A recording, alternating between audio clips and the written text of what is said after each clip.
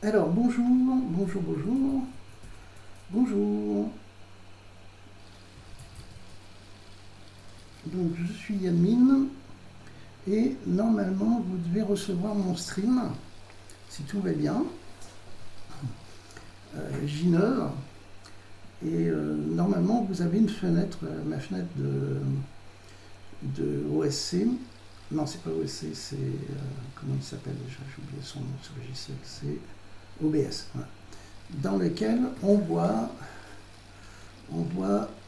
ma fenêtre du No Museum. Si tout se passe bien. Voilà. Donc là, normalement, vous voyez mon No Museum. Avec pas mal de lag, mais ça va permettre d'avancer. Alors je reviens sur le. Je vais revenir sur ma fenêtre. Alors avant que je commence, juste histoire que je parle pas l'impression de parler dans le vide, est-ce que vous voyez bien mon écran? L'écran, est-ce que vous voyez bien ma vignette, ma tête dans la vignette et mon écran sur le côté?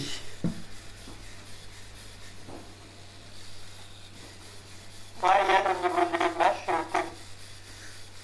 D'accord, cool.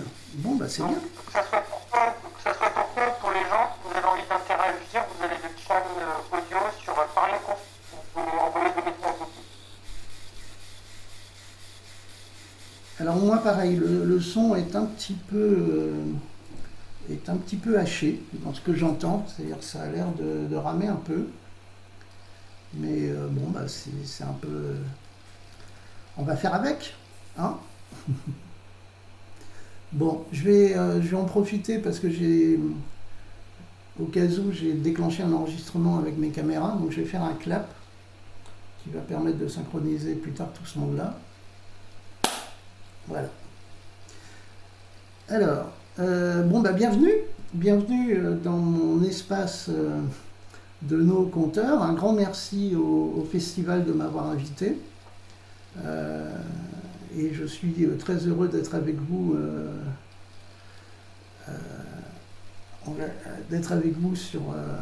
donc sur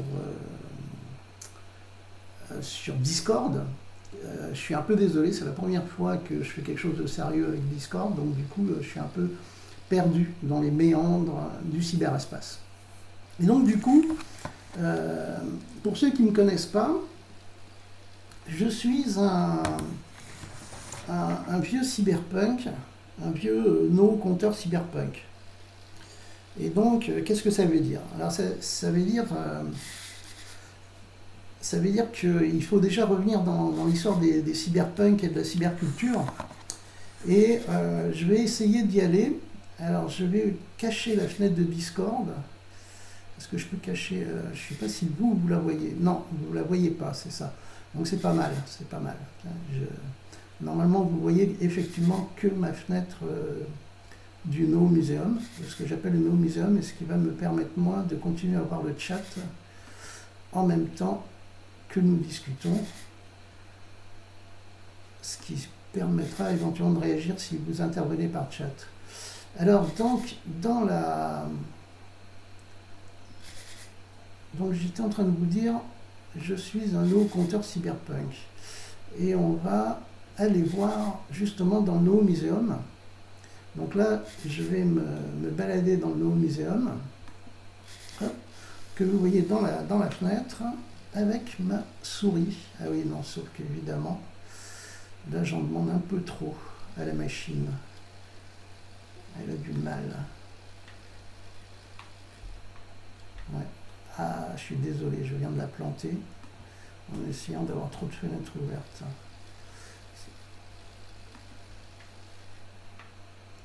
Ouais. Je voulais vous faire une petite balade dans mon No Museum, sauf qu'il y a trop de monde. J'ai beaucoup trop de monde actif là, et ça a planté mon pauvre petit MacBook. Donc c'est pas grave.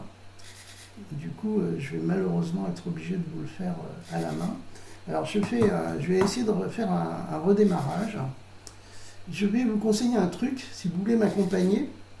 Alors vous pouvez m'accompagner, c'est un truc de geek. Vous pouvez aller sur mon site web qui s'appelle No Museum et télécharger l'application qui s'appelle, alors vous allez vous tapez No Pédagogie, voilà, vous tapez No Pédagogie et sur internet et vous allez trouver des pages et vous allez pouvoir télécharger une application Mac, PC ou Linux qui s'appelle le No Museum, voilà, qui existe en Mac, PC, Linux, que vous pouvez installer sur votre machine et ce qui va vous permettre de m'accompagner dans mon décor de science-fiction, dans le décor de jeu que j'ai créé. Et je vais juste là reprendre un petit peu de quelques minutes pour essayer de le relancer. Parce qu'il a... Ah non, il n'est pas bloqué, donc c'est super, ça marche. Il y avait juste un problème d'affichage mémoire.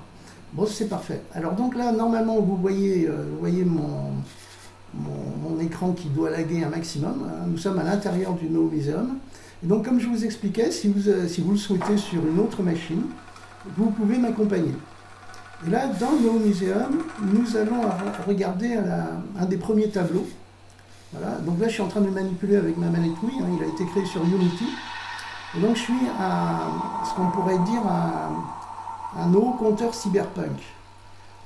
C'est-à-dire qu'en fait, je raconte des histoires de la cyberculture. Et là, je vais vous raconter déjà une certaine histoire du cyberpunk. Alors, je suppose que vous connaissez tous ce que c'est le mot cyberpunk. Voilà, j'ai affaire à des geeks.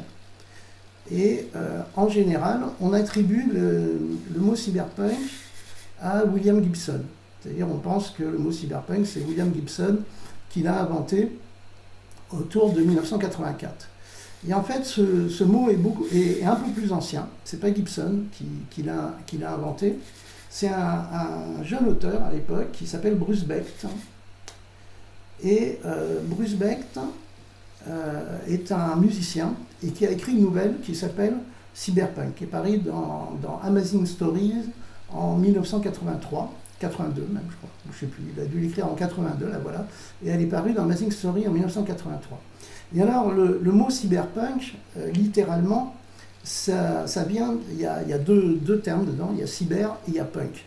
Et donc, étymologiquement, punk, on sait a priori un peu tout ce que ça veut dire.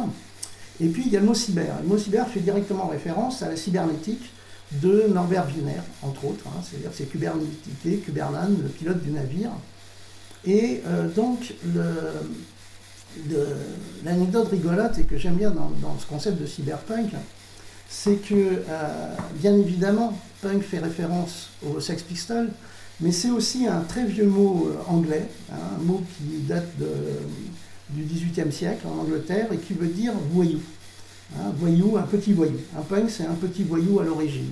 Et donc, étymologiquement, le mot cyberpunk signifie voyou cybernétique. Et alors, en fait, en grandeur réelle, je pose souvent la question dans l'assistance, qui parmi vous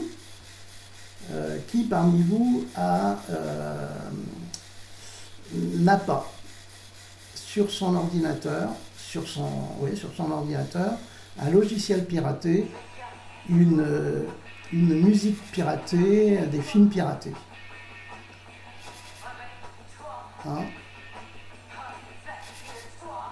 Non, tout le monde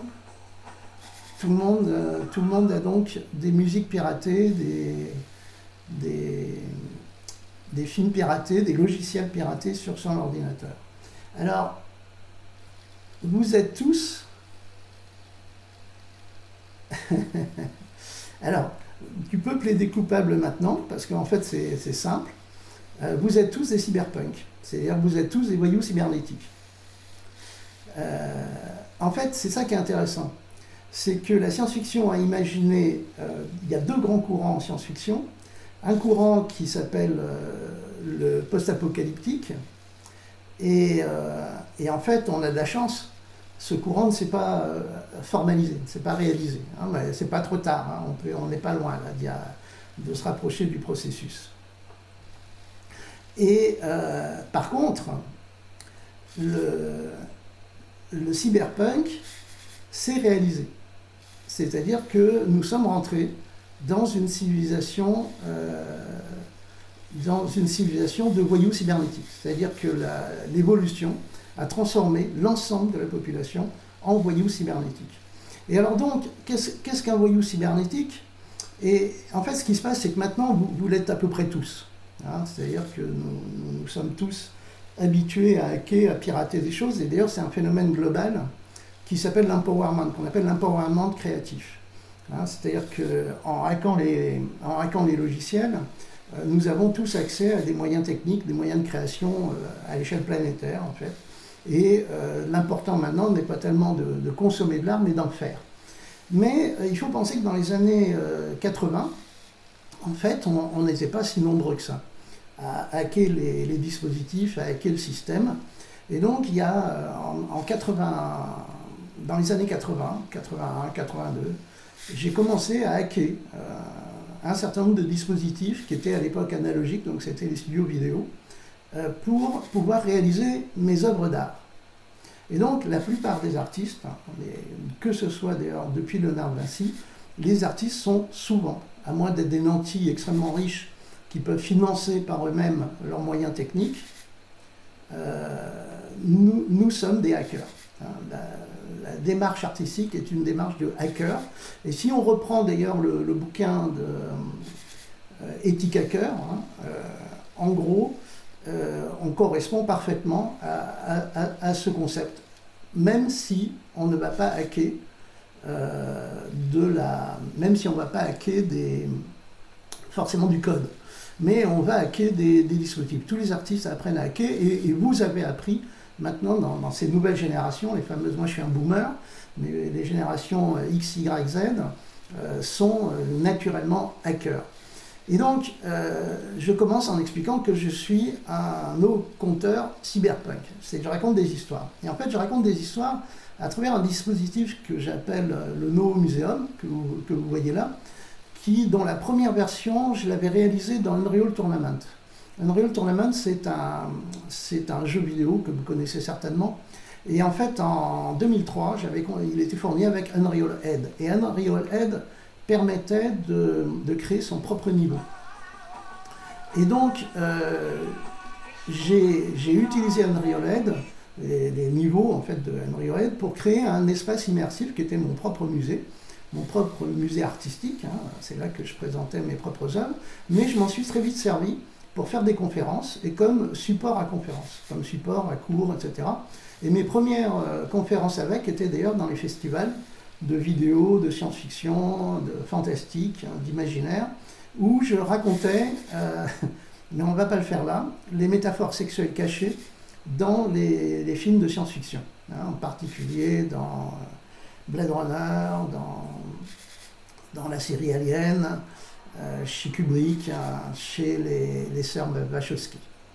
Alors, là, on va passer à un peu moins d'1 heure ensemble, hein, maintenant, puisqu'il est quart, et on va se balader dans mon No Museum que vous voyez à l'image, là. Hein, j'espère que vous le voyez bien. Je vais juste repasser sur le chat, parce qu'en fait, je l'ai un peu viré, le chat, parce qu'il me cachait la visu, juste pour vérifier que tout va bien.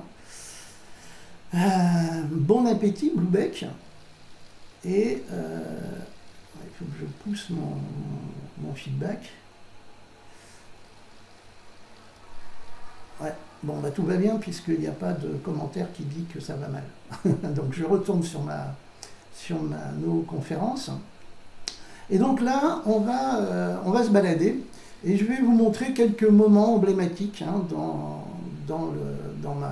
mon No Museum, qui est consacré à l'histoire de la cyberculture. Alors l'autre chose importante, amusante peut-être, je sais pas, c'est que je suis aussi un des rares profs, c'est-à-dire maintenant je donne des cours, hein, je ne suis pas juste artiste, hacker, créateur, c'est-à-dire depuis justement 2003, je donne des cours dans les grandes écoles d'art et d'ingénieurs et j'utilise comme support à conférence ce No Museum que vous voyez, hein, que j'ai appelé No Museum, qui est donc à la fois une œuvre d'art, une œuvre artistique, que j'avais donc commencé avec Unreal Tournament, mais que je distribue aux étudiants comme vous pouvez le télécharger là, hein, sur mon site, et les étudiants m'accompagnent dans le monde virtuel. Et en fait, le fait de m'accompagner en virtuel dans un dispositif vidéoludique active un processus mental très ancien qu'on appelle l'ars memorativa, ou palais de la mémoire.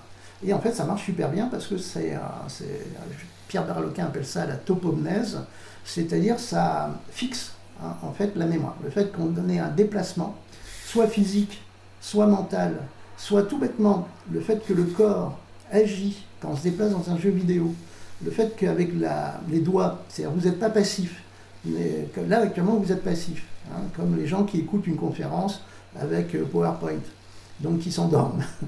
Et c'est ça qui provoque actuellement la catastrophe mondiale, c'est que tous les décideurs s'endorment devant des conférences avec du PowerPoint. Mais là, le fait que vous ayez éventuellement, que vous m'accompagnez dans le monde virtuel avec la manette, le fait que le pouce agisse sur la manette pour circuler dans le monde virtuel, fait rentrer le corps dans la boucle de commande. Et en faisant rentrer le corps dans la boucle de commande, c'est exactement le même truc que les casques de réalité virtuelle, qui font rentrer le système vestibulaire dans la boucle de commande. Ça fait rentrer le subconscient dans la relation dématérialisée.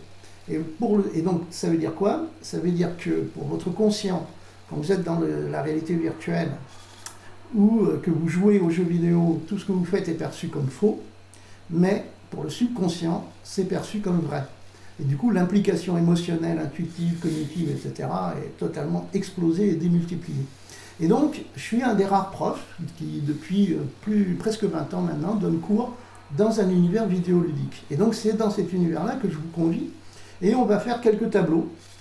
Hein, quelques tableaux parce qu'en fait, c'est la visite complète du Néo-Muséum, c'est 4 fois 3 heures. Hein, donc, ça prend un certain temps. Donc là, je vais faire un digest. Et on va aller, par exemple, un tableau que j'ai enrichi il n'y a pas très longtemps, parce que j'ai eu une espèce d'illumination en travaillant sur mes sujets. Et on va aller voir un personnage important qui est là, qui est Richard Dawkins. Alors, je suppose que vous avez tous entendu parler des mèmes. Hein, voilà, Richard Dawkins. Voilà, je vais me déplacer un petit peu latéralement pour aller plus près de lui. Voilà. Donc là, sur la photo de lui jeune. Donc Richard Dawkins, c'est un éthologue, un chercheur qui travaille beaucoup sur la génétique.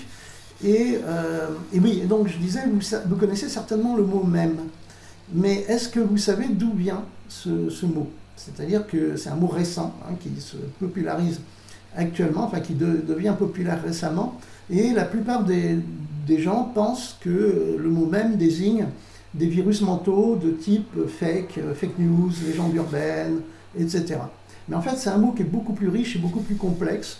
Et il a été inventé en 1976 par ce chercheur américain, Richard Dawkins, qui est intéressant à plusieurs niveaux. Si vous faites une recherche sur Richard Dawkins, c'est un militant athée anticréationniste radical.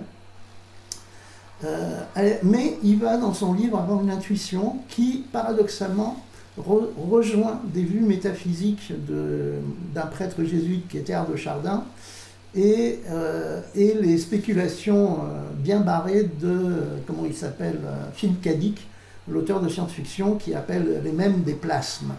Et même on retrouve le concept aussi de mème, une autre version du concept de mème, dans le bouquin de Neil Stephenson, Snow Crash, ou le samouraï virtuel, où Neil Stephenson appelle ça des Mlamshub. Il appelle ça des Mlamshub, il remonte à la Mésopotamie, hein, à l'époque de la Mésopotamie. Et c'est très intéressant, même si d'ailleurs Snow Crash est un pastiche. C'est-à-dire c'est un roman qui est d'une pertinence extraordinaire, mais qui en même temps une satire, une critique de l'esthétique cyberpunk. Mais je reviens sur Richard Dawkins, parce que sinon je n'aurai pas le temps de faire tous les tableaux que je vais vous faire visiter. Mais là, Richard Dawkins sort un bouquin qui est connu dans le monde scientifique, qui s'appelle Je Selfish Gen, en 1976. Et en gros, dans ce bouquin, je vais vous le résumer très vite, il fait une inversion de pensée, déjà. C'est qu'il dit, en gros, il faut plus penser comme au 19e siècle, c'est-à-dire faire de l'humain un sommet dans la hiérarchie du vivant. Hein, c'est-à-dire dans le 19e siècle, à imaginer que l'humanité était une espèce d'aboutissement de l'évolution et était au sommet d'une hiérarchie du vivant. Et il dit non, l'humanité n'est pas un sommet de la hiérarchie du vivant, en fait l'humanité n'est qu'un outil pour les gènes pour se reproduire. Et c'est pour ça que son bouquin s'appelle The Selfish Gene, le gène égoïste. C'est-à-dire les gènes ont tendance à favoriser l'apparition d'organismes qui ont un fort tropisme à se reproduire, à se perpétuer, à se complexifier. Et donc tout organisme qui répond à ces critères-là va être favorisé dans l'évolution du vivant. Et donc nous ne sommes que, l'humanité n'est que l'instrument des gènes. Ce n'est pas un but à atteindre ou un aboutissement, c'est juste un instrument dans le processus de propagation, de démultiplication des gènes. Bon, ça c'est le bouquin sur les gènes qui fait déjà un peu le bordel à son époque, mais il y a un moment génial, un moment absolument génial dans son texte à Dawkins, c'est que c'est aux 2/3 du bouquin, c'est un petit chapitre qui n'est pas long du tout, où il part en live total. Et là il dit, mais je pense qu'un nouveau réplicateur, il utilise le terme de réplicateur, un nouveau réplicateur est apparu très récemment, vient d'émerger, dans la soupe de la culture humaine. Alors ça c'est important parce qu'il fait référence à la notion de réplicateur. Il revient à l'aube du vivant, et on sait que la vie est apparue sur cette planète il y a quelques milliards d'années, donc, et il y a quelque chose qu'on appelle les réplicateurs, dont on a perdu totalement la trace, c'est-à-dire qu'on n'a pas de fossiles des premiers réplicateurs qui sont apparus, qu'on pourrait appeler réplicants aussi, pour faire référence à Blade Runner, au mouton reptile d'Android électrique, et quelque chose, à l'échelle quasiment nanomoléculaire, à l'échelle moléculaire, a commencé à se reproduire. Et ceux qui se sont reproduits mais sans se complexifier ont disparu, et certains parmi tous ces réplicateurs ont commencé à se complexifier. Et c'est ainsi qu'est apparu le vivant. Donc là, il fait une référence à l'apparition du vivant, qui reste encore mystérieuse. Est-ce que c'est venu d'une chute de météorite ou autre, ou est-ce que ça a été généré par la structure même des briques de base, ce qui est une des théories contemporaines. Mais en tout cas, on a perdu les premiers réplicateurs, et ça a généré cette espèce de foisonnement négantropique. On utilise le terme de négantropie pour s'opposer à l'entropie du vivant. Et là, il dit, est apparu un nouveau type de réplicateur dans la culture humaine, et qui sont en train de se propager, mais très récemment. Donc dans l'histoire du vivant, c'est quelques fractions d'instants par rapport aux 4 milliards d'années qui viennent de se passer, que ces réplicateurs viennent d'apparaître. Et il dit, et c'est là que je trouve ça génial, enfin amusant, intéressant comme anecdote, il dit, je pourrais les appeler mimèmes, de mimésis ou des choses comme ça. Mais je préfère les nommer du mot français même, parce que ça sonne comme gène. Et que ça fait référence aussi à crème, qui est le sommet du panier. Donc le nom même est bien une référence française, une étymologie d'origine française, très provocatrice un peu de la part de Richard Dawkins. Et en gros, pour Richard Dawkins, les idées et les concepts sont des entités vivantes qui se servent de nous pour se reproduire. C'est ça l'idée de base. Et donc il invente une nouvelle science qu'on appelle la mémétique, et il pense que ces mèmes ont des processus de reproduction darwiniens, parce que c'est un prosélyte de Darwin radical. Alors évidemment, les biologistes ont hurlé dès qu'il a sorti cette idée-là, puisque évidemment, les idées, les concepts ne se reproduisent pas en respectant les mêmes processus darwiniens que les entités biologiques. Ils n'ont pas vraiment grand-chose à voir avec. Mais c'est pas grave, le concept est d'une pertinence absolue. Pertinence absolue pour qui ? Pour nous, pour les auteurs, pour les artistes, pour les écrivains, pour les amateurs de science-fiction. C'est-à-dire nous sommes à la fois des créateurs et des collectionneurs de mèmes. Et les mèmes, c'est pas juste des fake news ou des belles histoires contemporaines qui circulent sur Internet. Les grands mythes sont des mèmes. C'est-à-dire que en fait, l'idée par exemple de l'arche de Noé, on pourrait y aller d'ailleurs. On va aller faire un tour dans l'arche de Noé. Donc je vais changer de niveau. Hop. Je veux changer de niveau. Voilà, il charge. Donc là, je suis tombé dans dans la création de l'univers. Ça, c'est une partie que je ferai peut-être un jour, c'est les mythes qui sont derrière le transhumanisme et la singularité. Si on a le temps, on y reviendra, mais je passe au niveau suivant. Voilà. Et là, je suis arrivé dans l'Arche de Noé. Donc, je ne sais pas si vous la voyez, n'hésitez pas à intervenir, hein, si vous ne m'entendez plus, si ça ne marche plus. Si... Voilà. Et donc là, vous voyez, je suis dans l'Arche de Noé. Et alors, l'Arche de Noé, je l'ai modélisée ronde.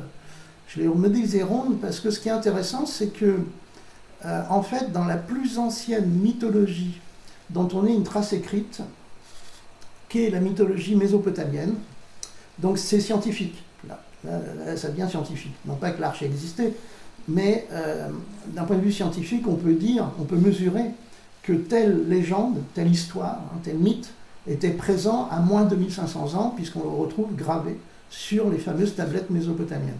Et en particulier, il y a une tablette qui a été traduite il n'y a pas très longtemps, qui...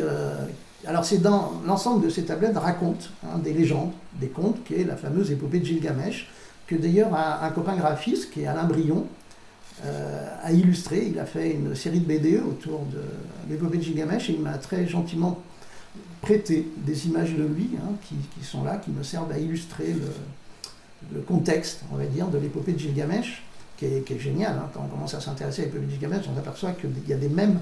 L'épopée de Gilgamesh, c'est un nid à mèmes d'une puissance mais incroyable, qui a influencé toute notre... qui sont présents, qui se perpétuent depuis au moins 2500 ans, et on pense que ce sont des retranscriptions de contes oraux qui datent de moins 6000 ans.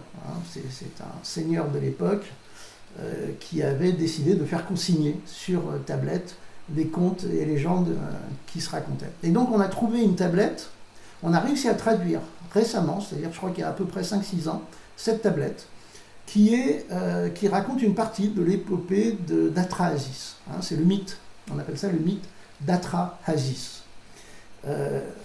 Et dans ce mythe, on a traduit récemment, il y a une description de l'arche de Noé, de l'arche. Il y a cette histoire, il y a un déluge, il y a une catastrophe, et la terre va être engloutie, et il faut sauver la vie. Il va falloir sauver la vie en construisant un arche. Et ça, c'est l'arche d'Atrahasis. Et donc, c'est pour ça que je l'ai modélisée ronde, parce que, en fait, dans la description de l'arche, elle est ronde. Voilà. Mais le plus intéressant, c'est un peu plus loin, c'est le Bhagavad Gita. Un tout petit peu plus tard, on a le même mythe qu'on retrouve dans le Bhagavad Gita, où on a un personnage extraordinaire, et surtout apparaît à ce moment-là un mème très puissant aussi, qui est la notion d'avatar. Et alors donc, c'est Vishnu, ici, que vous voyez, le dieu, le dieu hindou, qui fuit un danger. Il est sous sa forme d'avatar, qui est un petit poisson. Et le petit poisson est sauvé par un de ses disciples, qui le prend dans ses mains. Il le prend dans ses mains, il le sort de l'eau, il le prend dans ses mains, et là, le poisson grandit. Alors, il le met dans une jarre, mais le poisson grandit. Alors, il le met dans un lac, et le poisson grandit, alors il le tire à la mer.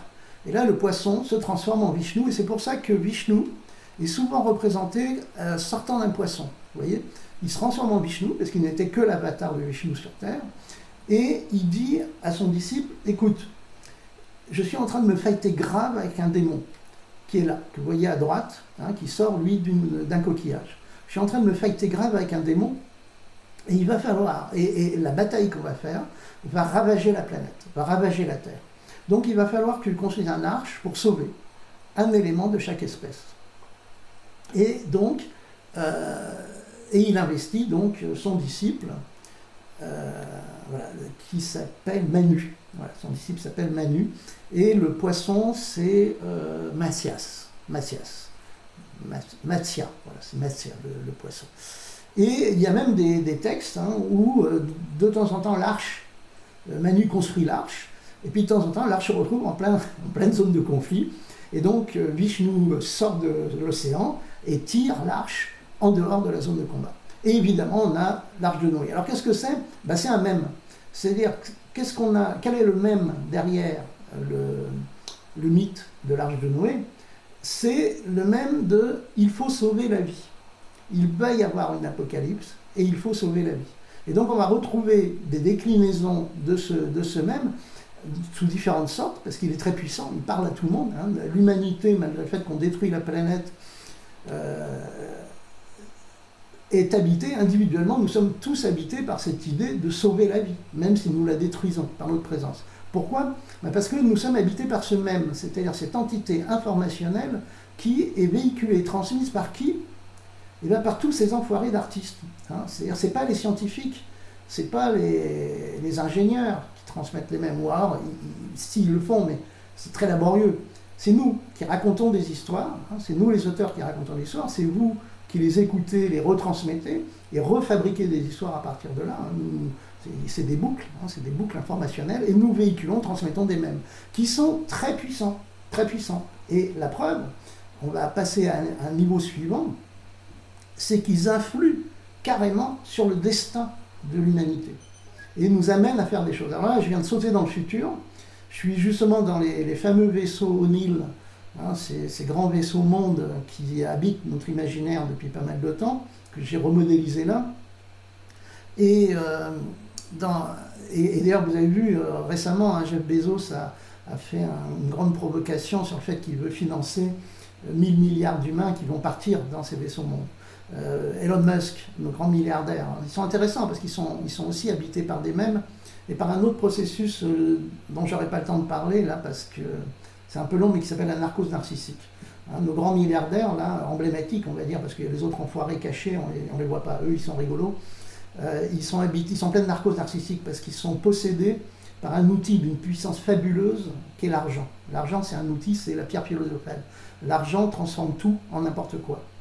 Et donc, quand vous avez une quantité d'argent faramineuse, vous rentrez dans un état de stupeur. C'est Marshall McLuhan qui explique ça. Et très particulier, et vous essayez d'atteindre vos limites avec votre outil. Votre outil pourrait être une bagnole, ça pourrait être un appareil photo, une caméra. Là, vous avez la pierre philosophale dans les mains. Qu'est-ce que je vais faire de ce pouvoir qu'a l'argent? Et donc, ils pètent les plombs, ils y vont à fond. Donc là, Elon Musk, lui, il est parti pour partir dans l'espace, pour envoyer sa bagnole dans l'espace. Comment il s'appelle? Le mec d'Amazon, il est en train de faire pareil dans ses discours. Et puis on a Kurzweil et puis Larry Page, Google, qui veulent supprimer la mort. On a là des mèmes très anciens, c'est-à-dire supprimer la mort est déjà inscrit dans la mythologie mésopotamienne. Et donc on a un des mèmes, ce mème de l'arche qui est de sauver la vie. Et ben on va le retrouver. Alors on va faire une petite visite là-dedans. Donc c'est les grands vaisseaux mondes qui ont été déjà imaginés par un chercheur de la NASA qui s'appelle O'Neill, et il y en a 4 ou 5 types de vaisseaux mondes. Et on va aller, j'ai installé quelque part, oui, il est là-bas.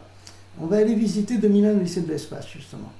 Et donc là, sur cette plateforme, ce que j'étais en train de dire, c'est qu'en fait, Homère, tous les conteurs, depuis l'aube de l'humanité, nous avons, comme on dit, no-contaminés, comme je dis, contaminés, créer une no-contamination et propager un virus très puissant qui fait que, clairement, les ingénieurs de la NASA, comme toute l'ingénierie mondiale, dès qu'un pays atteint un certain niveau de développement à la fois d'intelligence, de technologie et d'énergie, commencent à construire les arches stellaires et à mettre en place le processus des arches stellaires avec un discours explicite. C'est « nous allons partir loin de notre système solaire, dans les espaces interstellaires, et s'aimer, propager la vie et l'humanité à travers la galaxie. » Et ce discours-là, le truc, c'est que ce n'est pas juste un fantasme. Nous investissons, à l'échelle de l'humanité, énormément d'énergie, d'argent pour fabriquer ce truc-là. Et c'est une nécessité qui vient d'où? Qui vient des mêmes, d'une programmation inscrite dans notre inconscient collectif par de l'information qui circule et que nous propageons, nous artistes. Alors là, du coup, je vais rentrer, vous voyez, j'ai récupéré sur le site de la NASA, justement, et paradoxalement d'ailleurs, le modèle de la navette du vaisseau de 2001 lycée de l'espace, de Kubrick, donc on va prendre sa commande. Voilà. Et donc là, je suis dans 2001 lycée de l'espace. C'est-à-dire que c'est ça qui est génial, avec les jeux vidéo, l'informatique et tout ça. Et on peut se projeter, comme nous sommes en train de faire là, dans l'immatérialité, par pas mal de biais, des mondes, de ce qui était au départ des mondes virtuels, imaginaires. Et alors là, je suis dans 2001 lycée de l'espace, et là je vais me rapprocher juste pour vous la montrer, l'image de fin. qui est très rigolote, qui est complètement surréaliste, qui m'a fait faire 3 orgasmes quand j'ai vu le film la première fois, et qui passe comme une lettre à la poste, c'est-à-dire que c'est une fin totalement invraisemblable, mais qu'on digère comme ça. Pourquoi? Parce qu'elle est métaphorique. On a un bébé gigantesque qui grandit dans l'univers. La fin de 2001, après qu'il ait été catapulté dans un jet spermique, pensez bien que la métaphore est volontaire, le grand vaisseau qui va vers Jupiter, c'est un vaisseau qui a une forme de spermatozoïde, et on a même, lorsqu'il est happé à la fin de 2001 dans le highway qu'ont laissé les extraterrestres, en plus on a du transhumanisme singularitarien avant l'heure, puisque la civilisation extraterrestre s'est dématérialisée, celle qui a construit comment ça s'appelle, les parallélépipèdes noirs, là. Elle s'est dématérialisée elle n'existe plus de façon matérielle. On n'a plus que ses vestiges technologiques, et donc le héros est happé dans le continuum transspatial de cette ancienne civilisation, qui n'a plus de matérialité. Et dans ce travelling, si vous le re-regardez maintenant, on a à des moments des métaphores sexuelles totalement explicites. Donc il est en train de féconder l'univers, littéralement, et là vous avez un bébé qui grandit, la fin de 2001, c'est un bébé qui grandit dans l'espace.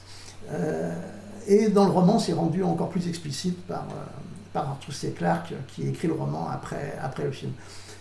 Tout ça pour dire que c'est la transcription, sous une forme métaphorique, de tropisme du vivant. Alors, qu'est-ce que sont les mêmes puissants?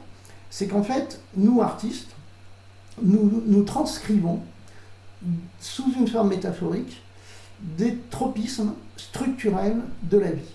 Et donc, le mythe de l'arche est un des mêmes les plus importants, puisqu'en fait, le contenu du mythe de l'arche de Noé, c'est sauver la vie, c'est le but même de la vie, c'est l'expression même de la négantropie.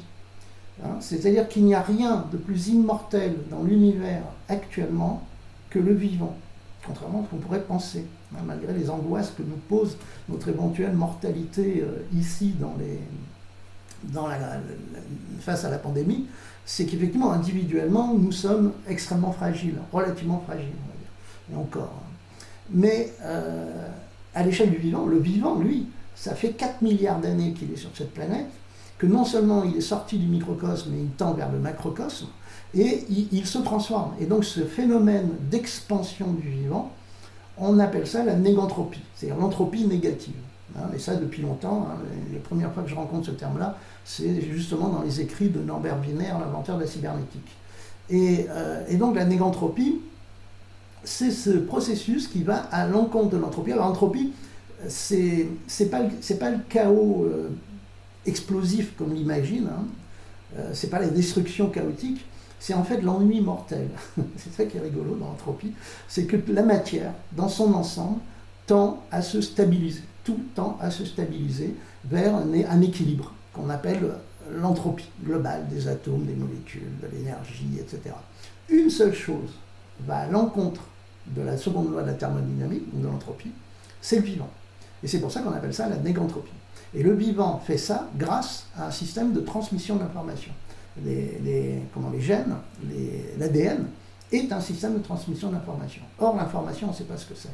C'est quelque chose qu'on commence à comprendre maintenant seulement, qui est quelque chose qui est beaucoup plus complexe et beaucoup plus mystérieux qu'on ne le pense, et qui est peut-être structurel et transversal de la matière et du vivant. Mais là, je ne vais pas trop partir en live, parce qu'il faut que j'avance dans nos muséums, et on va revenir en arrière.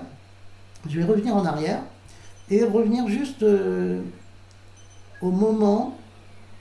Voilà, alors, si vous téléchargez le Muséum, c'est VBN, les macro-commandes pour avancer, sauter de niveau en niveau. Vous appuyez sur V, B ou N. Et il marche avec les touches. Si vous n'avez pas de manette connectée, il marche avec les touches. Juste une aparté comme ça, en passant, sur cette petite piste, c'est que j'ai mis Richard Dawkins sur cette passerelle qui, en fait, représente la révolution culturelle qui s'est produite en Amérique du Nord entre les années 70 à 90 et qui a vu l'apparition de la Silicon Valley en particulier. C'est-à-dire qu'on est sorti de la révolution hippie et ça a généré une révolution culturelle qui maintenant émerge à l'échelle mondiale et est en train de muter. Et nous sommes d'ailleurs actuellement, avec cet échange que nous faisons là, en plein dans les mutations, dans le processus de dématérialisation de ça. Alors attendez, je vais juste faire pas une pause, mais je vais regarder ce que me dit le chat, au cas où si vous m'aviez dit des choses, ou si nous étions déconnectés depuis et que je parlais dans le vide depuis 15 minutes. Bon, ça va, visiblement je suis pas en train de parler dans le vide, et avant d'attaquer la suite, donc je regarde votre chat, et j'essaie de le regarder. Alors évidemment, comme ma machine est à genoux, j'ai du mal à avancer.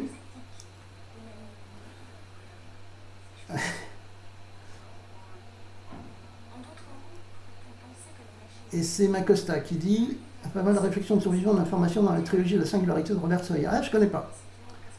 Je ne connais pas, bah, c'est intéressant. C'est très intéressant ce que tu me dis là.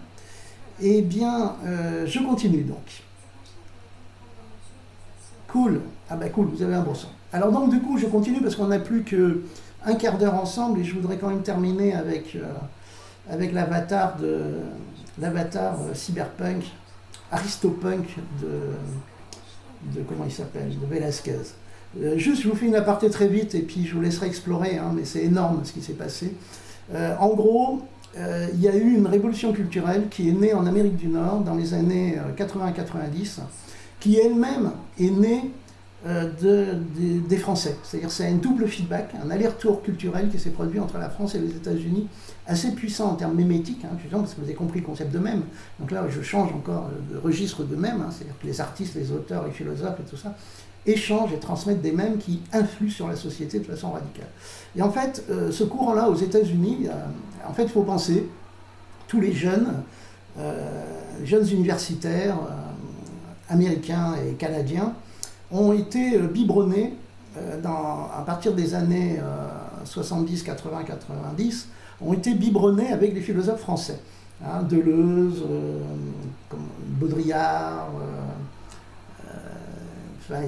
toute la bande, je les oublie, mais il y en a un paquet. Alors vous avez juste à taper, alors justement c'est ça qui est intéressant, c'est que c'est comme l'impressionnisme. Il y a un mot péjoratif pour désigner cette influence des philosophes français sur la jeunesse universitaire américaine, et ils appellent ça la French Theory. Hein, vous tapez French Theory, et vous verrez, il y a la liste de tous les philosophes français qui ont influencé les jeunes générations d'universitaires, de chercheurs, de libertaires, d'activistes américains et canadiens dans cette période-là. Et du coup, ça a généré un énorme mouvement, une révolution culturelle, qui avait aussi déjà commencé avec les hippies. Hein. Et donc, vous le savez, mais c'est important de le recentrer quand même, la Silicon Valley est née de mythes hippies. Hein. Même l'Internet est né de mythes hippies, c'est très long à raconter, donc on ne va pas le faire là. Mais là, je vous montre juste une image, qui est une piste rigolote, que je traite souvent, que j'ai traité en image, et j'en ai fait une image augmentée. C'est la couverture d'un bouquin qui est de 1974 de Ted Nelson. Ted Nelson est, moi j'appelle ça un hippie techno, hein, qui vit dans un bateau, dans une péniche, et c'est lui l'inventeur du mot hypertexte. Mais Ted Nelson est aussi connu, il a sorti des bouquins auto-édités en 1974. Hein, je vais vérifier, attendez, je change de caméra, parce que là je suis un peu trop serré sur le... Voilà. Et vous voyez, il sort ce bouquin avec un point levé sur une disquette qui dit « You must understand a computer now ». C'est-à-dire qu'il est convaincu que l'informatique en 1974 va libérer l'humanité. Mais libérer l'humanité dans un sens révolutionnaire. C'est pour ça qu'il s'inspire des Black Panthers, qui elles-mêmes s'inspirent du point de vue révolutionnaire anarchiste et communiste, hein, italien. Et l'idée, c'est qu'il est convaincu que l'informatique va nous libérer. Alors après, je vous laisse vous poser la question de savoir si l'informatique nous a libérés, mais une grande partie de la Silicon Valley est née de cet idéal, de ce rêve. Hein, c'est dur de se projeter à l'époque, mais il faut imaginer que ces outils-là, moi j'ai connu une époque où on n'avait pas ces outils-là à portée de main. hein. Et là, ça a tout changé. Et alors c'est pour ça d'ailleurs que je l'ai représenté, vous voyez à côté, j'ai fait une infographie d'un point de vue de robot qui est augmenté, il fait ces 3 gestes-là. Il fait ça, et ensuite il fait le fameux geste de Spock. Voilà. Et avec la main gauche, je vais bientôt lui rajouter un nouveau geste qui est difficile à faire, qui est celui-ci. Hein. Alors, je vous le fais aussi, ces 3 éléments-là, mais pour finir avec Ted Nelson,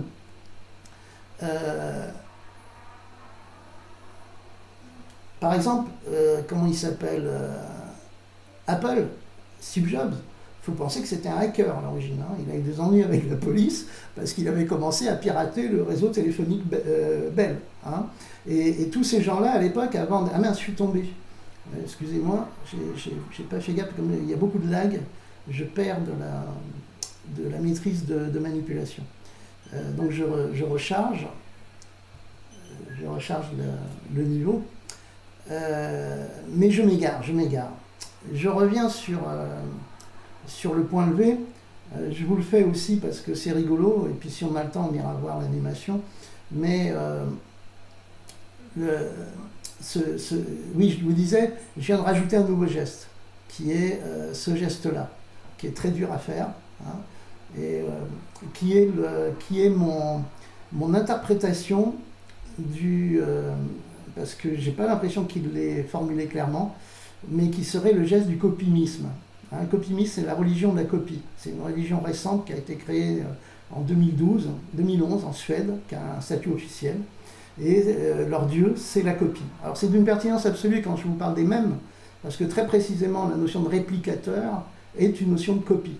Et ça, ils le disent clairement dans les fondements du copimisme. Et donc là, c'est contrôle. Hein, c'est le geste que vous faites avec la main gauche quand vous faites un copier-coller. Hein, c'est-à-dire les doigts prennent cette position-là, hein, pour faire commande C et commande V. Et puis, alors l'autre, je vous le fais aussi parce que c'est trop jubilatoire. Hein, c'est parfait pour un festival. C'est ce geste-là de, comment il s'appelle, donc de Spock. Est-ce que vous savez d'où il vient, hein, d'où vient ce geste que fait Spock dans Star Trek? Attendez, je regarde si vous réagissez dans le chat. Hop.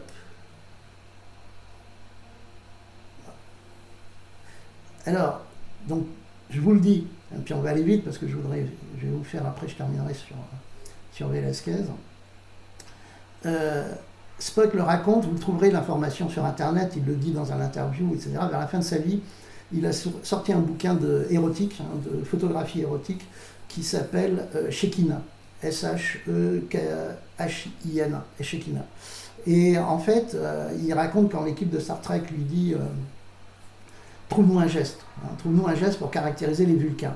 Et là, il a un flash, et il se revoit dans son enfance, sa mère l'emmène dans une synagogue, et il voit le rabbin qui fait ce geste-là à la foule, comme ça. Hein. Et alors, ce geste-là, en fait, c'est une métaphore vulvaire. C'est-à-dire que c'est la vulve de Dieu. Hein, littéralement, c'est le principe féminin de Dieu dans la religion juive, dans les liturgies juives, qui a été occulté. C'est ce qu'explique Spock, c'est que le patriarcat juif a un peu occulté la dimension féminine du divin. Et donc moi je suis mort de rire à chaque fois, parce que chaque fois ça aussi c'est un mème, chaque fois qu'un Trekkie fait ce geste-là, il n'a absolument pas conscience, pour la plupart, qu'ils sont en train de faire une métaphore féminine, une métaphore vulvaire. Donc ça, c'était la partie sur Shekinah. Juste, je termine sur la révolution qui s'est produite aux États-Unis.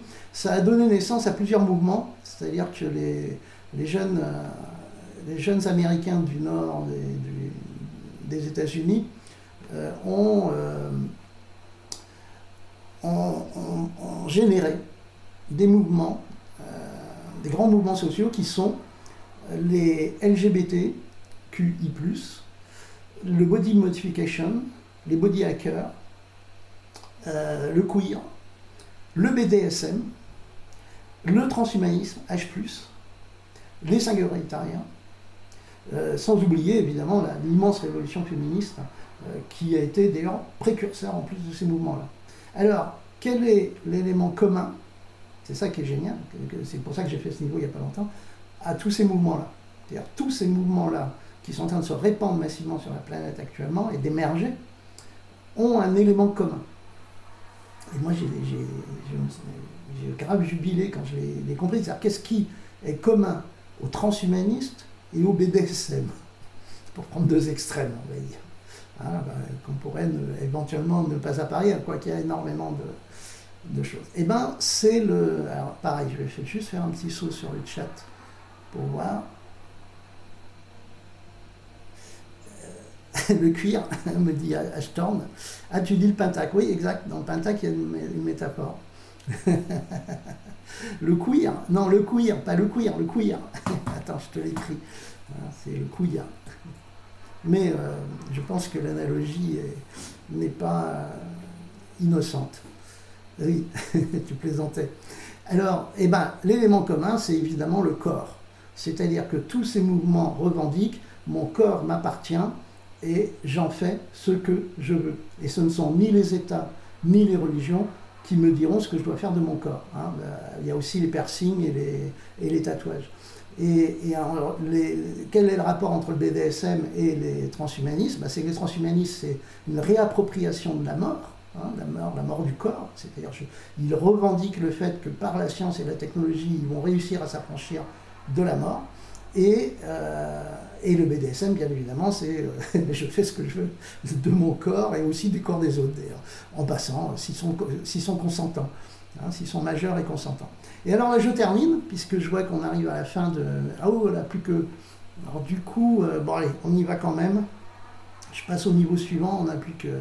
Je déborde toujours à chaque fois, mes conférences, même en virtuel. Bon là, je suis content parce que ça a à peu près bien marché.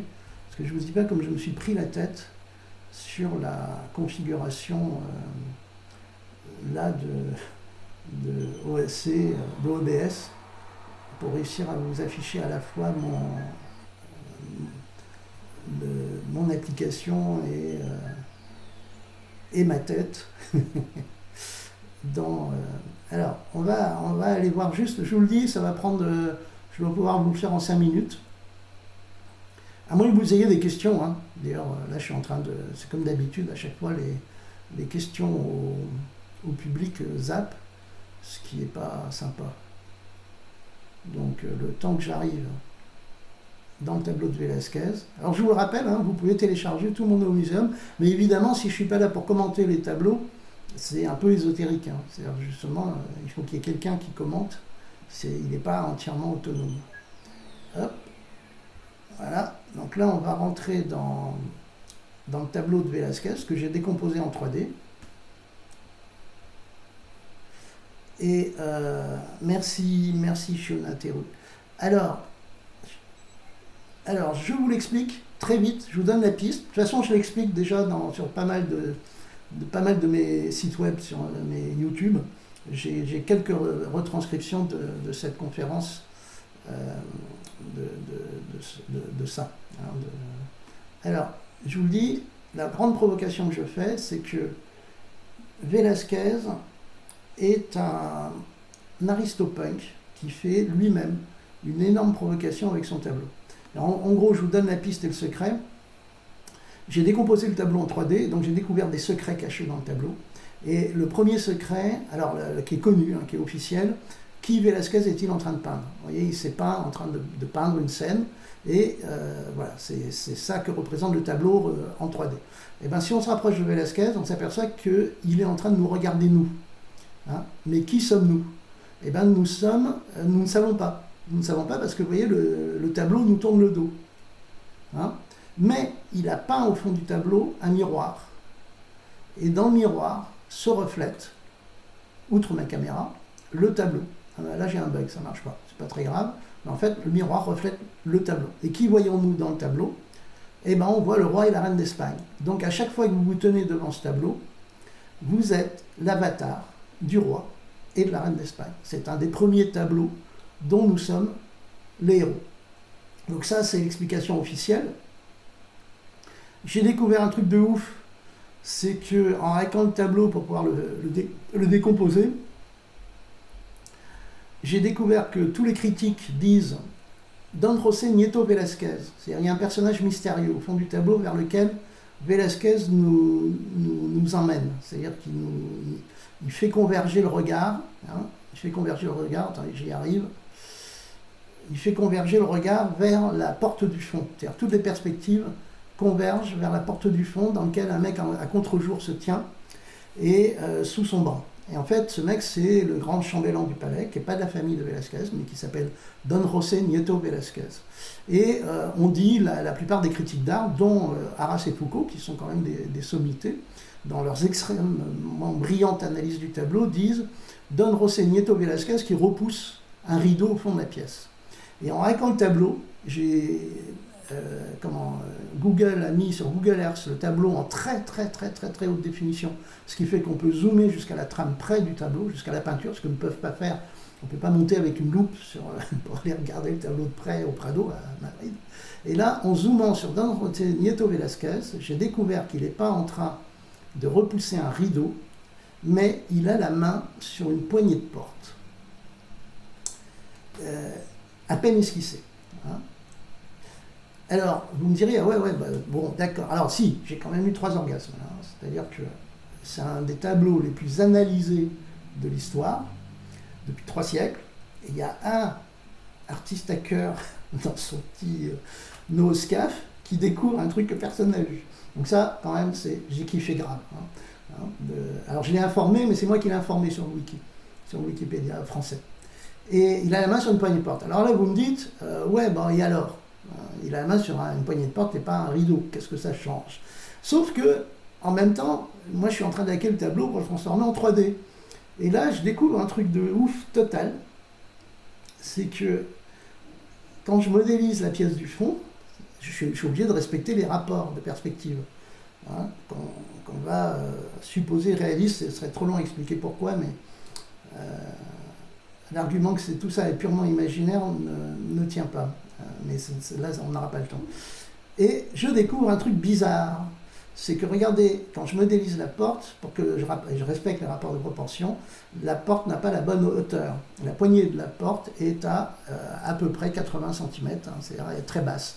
La poignée de la porte est faite pour, alors soit parce qu'elle est en haut d'un escalier, soit parce qu'elle est faite pour un enfant ou un nain. Or, des enfants et des nains, il y en a plein de tableaux. Mais on ne va pas se faire chier à faire monter une poignée de porte pour un nain qui sert à divertir la cour, mais pour un enfant royal. Et donc non, ce n'est pas la chambre de l'infante, c'est-à-dire Velázquez n'est pas en train de nous dire que c'est la chambre de l'infante qui est là-bas au fond, c'est un jeune réalisateur espagnol qui a fait un très beau documentaire sur Arte sur les Ménines, qui m'a donné la clé. Alors il ne connaissait pas le coup de... C'est Carlos Anarrias, il ne connaissait pas la clé pour le coup de la poignée de porte, mais par contre il m'a dit, mais ça on sait ce que c'est, la pièce au fond. La pièce au fond, en fait, c'est l'ancienne chambre, les anciens appartements du jeune roi, du jeune héritier qui vient de mourir. Et le roi a donné à Velázquez les appartements du jeune roi pour qu'il y installe son atelier. Et donc, je termine donc là-dessus. Velázquez, en fait, est en train de faire, et ça prendrait 15 minutes à vous expliquer la suite, mais vous l'aurez dans mes autres conférences. Velázquez, à travers ce tableau, est en train de faire un fuck la cour grave. C'est-à-dire qu'il est en train de dire à la cour qu'il ne voulait pas qu'il soit anobli, mais par une magouille assez alambiquée du roi, il a réussi à être anobli, et là il peint ce tableau, quand il sait qu'il va être anobli, et il se peint avec, regardez bien, il se peint avec, d'abord il se peint en habit d'apparat noble, hein, on ne peint pas comme ça, on ne peint pas habillé comme ça, on se fout de la peinture partout, il se peint avec la croix de l'ordre de Santiago, qui est le plus haut ordre de noblesse d'Espagne, et il se peint avec l'épée. Il a une épée sur le côté, il n'y a que les nobles, donc il vient d'être affranchi, il est libre, il est enfin libre, hein, parce qu'à l'époque, si t'es pas noble, t'es pas libre. Et il a en plus les clés du palais dans une bourse sur le côté, et non seulement ça, mais il est en train de dire, et en plus j'habite dans les appartements royaux. Et le tableau s'appelle « La famille du roi d'Espagne ». Il ne s'appelait pas les Ménines, c'est-à-dire il est en train de dire « Je fais partie de la famille du roi d'Espagne, je suis au plus haut niveau de la noblesse espagnole et fuck la cour ». Voilà. Donc c'est la fin de la conférence, où je terminais par donc Velázquez cyberpunk, aristopunk hacker. Alors je retourne sur le chat pour voir si vous avez des choses à me dire, et puis je vais arrêter là puisque j'ai dépassé de 2 minutes. Voilà, et merci donc de votre attention à tous. Et puis, donc bonne visite. Oui, Ashton, je suis d'accord. Moi, je pense hein, que c'est le plus beau fact de l'histoire. Ouais. Et qui en plus est étudié, enfin, qui fait partie de toute l'histoire, tout le classicisme de la, comment on va dire, de l'analyse artistique. Voilà. Ah, vous allez la relayer. D'ici 1 heure. Ah, génial, bah, je vais la relayer alors. Voilà. Et ben bon, au revoir. Alors du coup, je vais aller manger. Parce qu'on m'attend pour manger. Et puis, je vous souhaite à tous un bon festival. Et puis, je vais revenir tout à l'heure. Voilà. À bientôt. Et bravo pour le festival. Hein. Merci pour tout.